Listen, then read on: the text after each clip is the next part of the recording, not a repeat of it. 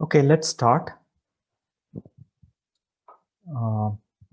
So good morning, good afternoon, and good evening for all the folks who have joined. Um, I know you have joined from a lot of different places around the world. So welcome to this webinar. My name is Nanda Kumar Ravindran, and I'm a partner at Jupiter, and I have my colleague Rajesh with me. So we are an US and India-based company, and we focus on educational services. And our focus of webinar today is about US college admissions and give a very special emphasis on scholarships. So, so if you have any questions as we go through this webinar, just type your questions in the Q&A. One of us, if it is very important to what we are discussing, we will reply right away. And if not, at the end of the webinar, we will answer those questions. This is going to be a very short webinar. We expect it to, take 15 to 20 minutes. We have very few slides. We just want to, give a focus or an emphasis on scholarships and allow you to ask questions. So after the webinar, we'll give you a couple of minutes to think about and type in your questions, and we will answer them in the order they come in. So let's start. So many of you probably already are looking at or have applied to US colleges and universities. And, you probably have a lot of questions and you know a lot about, what the admission process is. What we want to do today is, reiterate the college admission process and then say, why, looking at cost, looking at scholarships is important.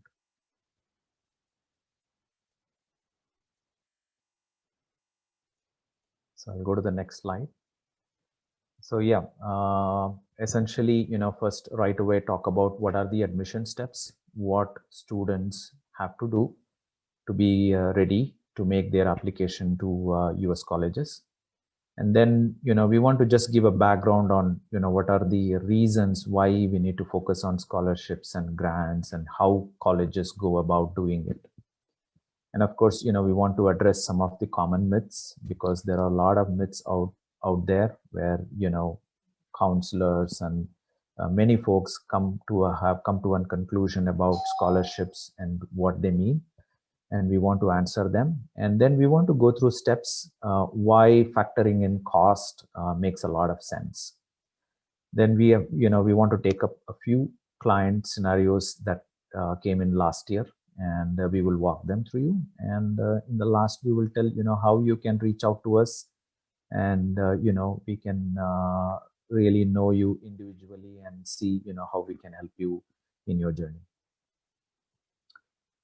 So we just summarize the US college admission in 3 steps.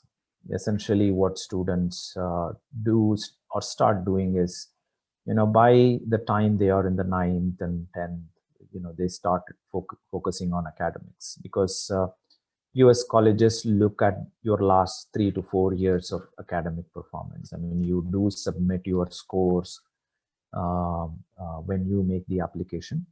So so what scores you have in the last 3 years before you apply become important or relevant. Then, of course, you have to take the SAT or ACT, some testing tests, and those scores also form an important part of your application. Of course, last year, because of COVID, a lot of colleges were test optional, meaning you don't have to submit your scores and your application will not be affected in any way because of it. I mean, pretty much that's how it was put out by the colleges. Then students also start, students, parents start focusing on extracurriculars, internships, and enrichment programs. So you kind of want your application to stand out. And this is one of the most important ways. Academically, it's very difficult to distinguish, as to whether the student is a well-rounded student. So what institutions do is they look at what you have done and what other things. So here, some enrichment program, have you done some research? Have you published some papers? Have you, taken up some competitions, and how well you have done there, forms a very important part of the application. And many students also, have an private counselor, college counselor, or the school where they attend might have a counselor, and they start discussing what is relevant. And at the same time, student is also exploring what major is relevant for him, what area he wants to go, whether it's computer science, economics, or biology, or humanities, and etc. So this is essentially the first step. I mean, this is a primary step, not taken, looking at everything that is important for securing admission in a top college. Then, by the time they finish 11th, the student, pretty much has an idea of major. I mean, it is not essential that you have to have an idea, but you need some idea, because you want to use that to decide on which colleges you want to go after. So here, maybe the student with the counselor and the parents explore and have a list of colleges. So with this list, they know, what programs are there in those colleges, what research is being done, and which professors, and get a good idea of, if it is a good fit for them. And by the time, it's summer, when they have finished their SAT, when they have their SAT score, is when they start finalizing the list. Because, your college list, you want to, I mean, traditionally, I mean, this is what students do.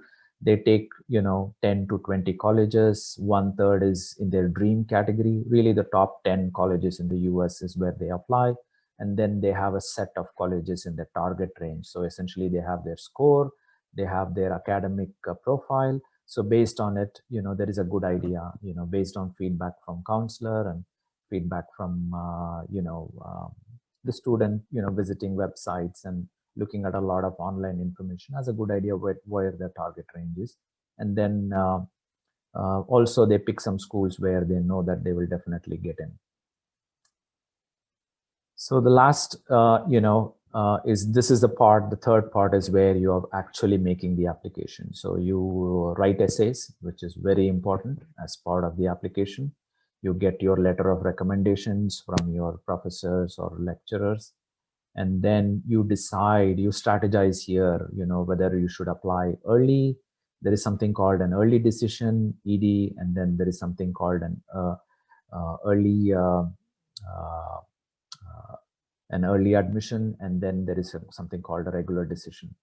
So these are, colleges have a time frame. I mean, if you apply in early decision, if you are accepted, you are supposed to go to that institution. You have to withdraw all your applications. So there is some help definitely the students need here to make a decision. So this is where maybe, we can help, or any a good counselor can help. So once you get admissions and decide on which college to attend, this is when, the last thing people start looking at, oh, how much does it cost? And sometimes, you have very little choice at that time, because you would have gotten into a very good institution, but the cost of attendance is probably high. And many students and many counselors don't factor this in earlier. So we will talk about, how to do this in a different way, where you factor in cost. But before that, we want to tell you what a typical, top colleges in the US would cost per year. It's around $80,000 per year. This is, when I'm saying $80,000, this is the top 10 or top 20 colleges. These are the Harvards and, Cornell and Stanford and University of Chicago and, the top colleges. And one of the thing here is many families or even students think, oh, we will be able to cover this. We have a higher, we probably fall into the higher income range and we may not qualify for scholarships and grants. This is untrue. We will talk about more a little later, but scholarships are not based on family income, or some scholarships are, yes, they are based on need, and but there are scholarships based on merit, and there are scholarships, for example, the student is good, has done some research in the area where the college is focusing on, or they have a lot of funding to do. Then the colleges may decide, this is a student I want, and let us pay him a good scholarship so that he is very incentivized to attend. So I think families and students should not look at their income while making a decision to look at scholarships or grants. So the next point is the coronavirus thing. This did change a lot of things. One aspect is, of course, the affordability. There has been a lot of income stagnation, and college endowment funds have eroded. Um, there has been quite a few changes. We think the coming year we probably will get back to some normalcy, but this has thrown some changes, and it is more than ever important to factor in cost.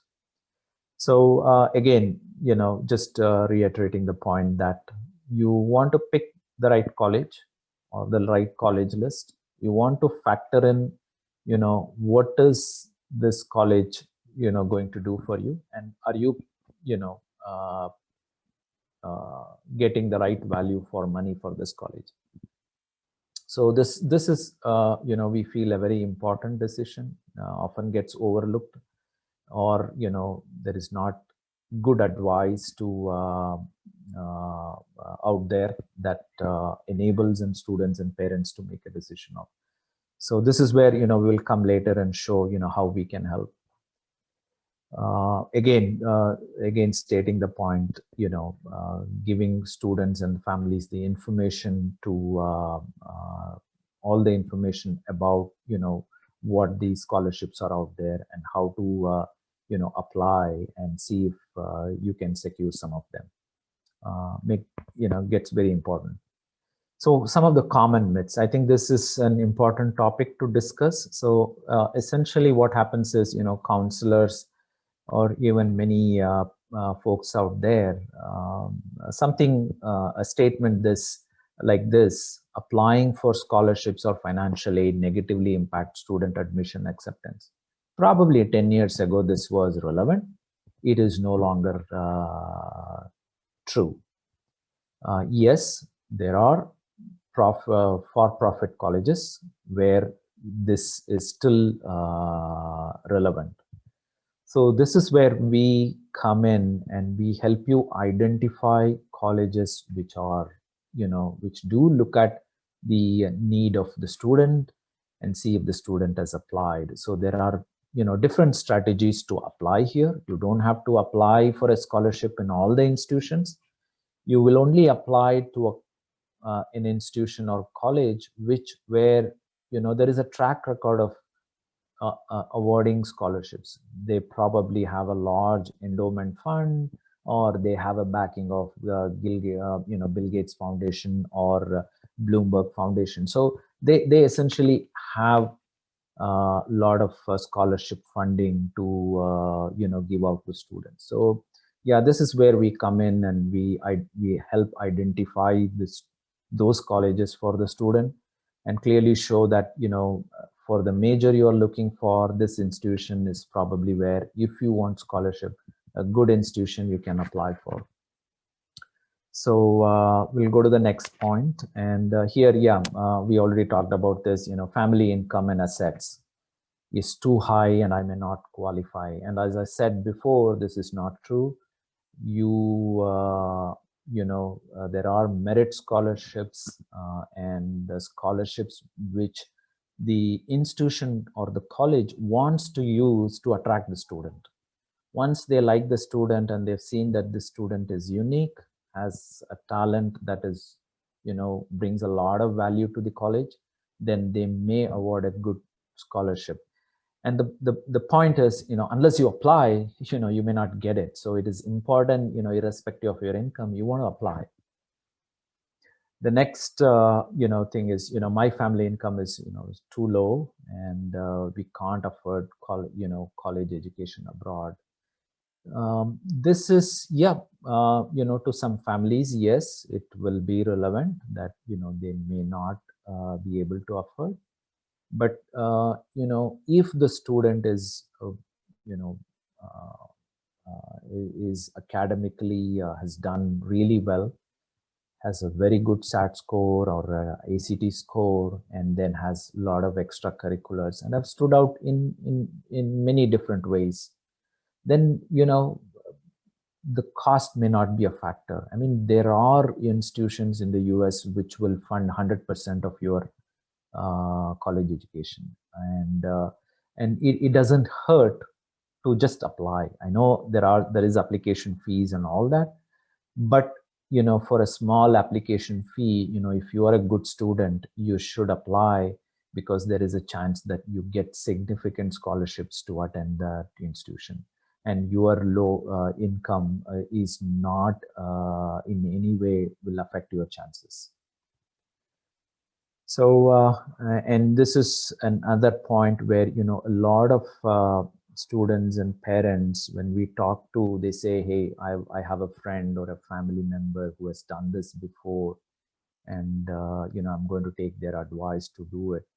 Yes, it may be relevant and appropriate. I think you should talk to your friends and families, but often we see that they have been misled, because every individual student is different.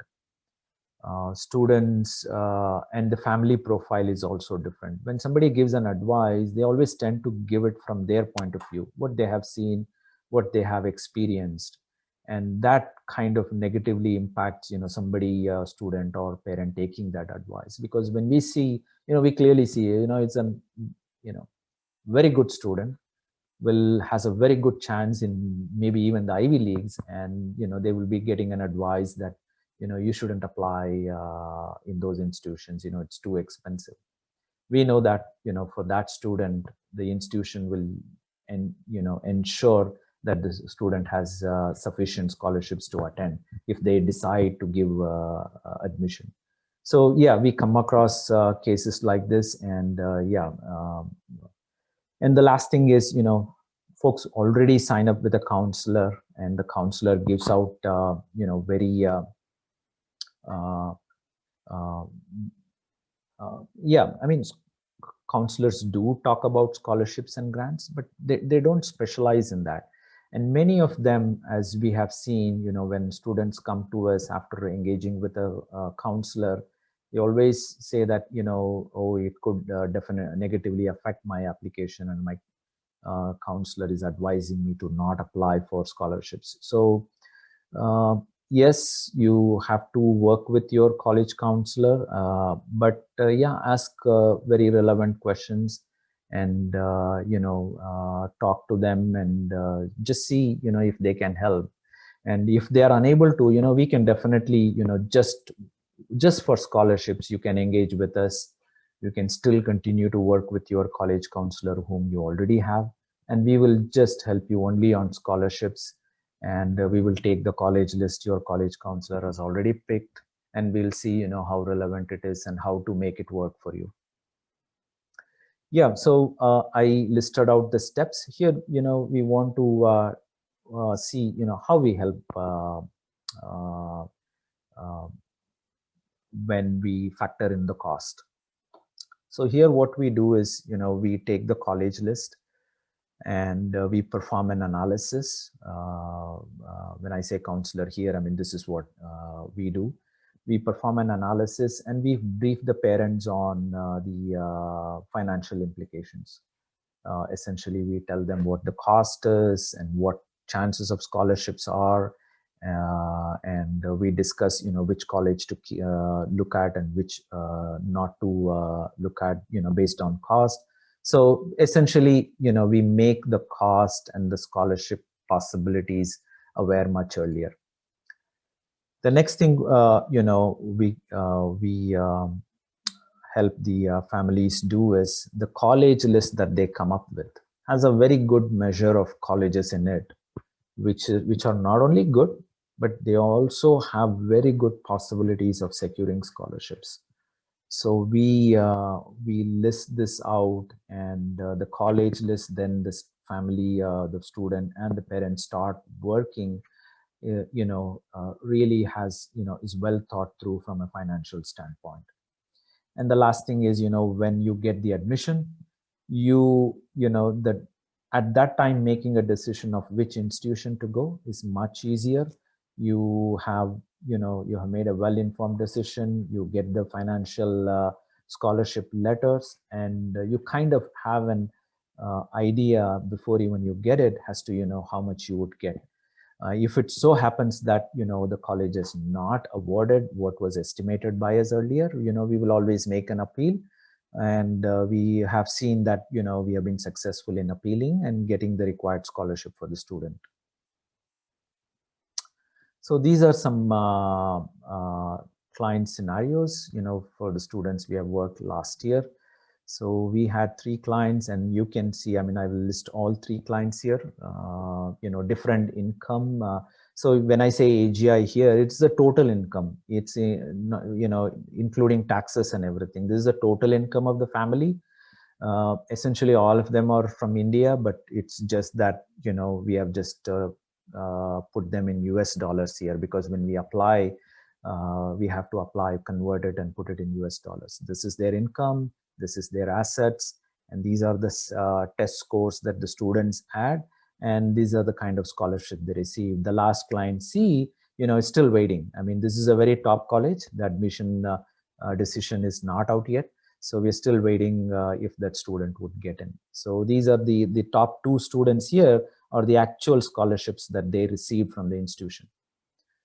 So So how are we able to do this? We have a framework, we have built that takes in the student's academic profile. It takes in the financial profile of the student, essentially what the parents' income is, and etc. Some information. And then we come up with, what the scholarship estimates are. We then tell, how to, there are some applications that you have to fill in, and we give them tips and nuances as to how to fill in. Because, one thing is to have, these forms in some ways reflect a tax return form. You have to tell about, how much you earn and how much taxes you paid. So it kind of many times is very technical. So we, we do a lot of support here to families, so that their financial data is very appropriately represented to the college. And then we have to submit some documents. In India, you would have form 16. In the US, there is a tax return form called 1040. So these forms have to be submitted, and sometimes there are additional forms to be submitted, and we will, depending on colleges, they are different. So we help the parents how to go about doing this. So, in summary, these are the services we offer. And I talked about our framework, the DISC framework. This is essentially helps us to take some data in and, estimate based on the college, how much the student would qualify. So, it takes a lot of historical data of what the college has done before, and then it uses that information based on the student the student profile to predict how much they will receive.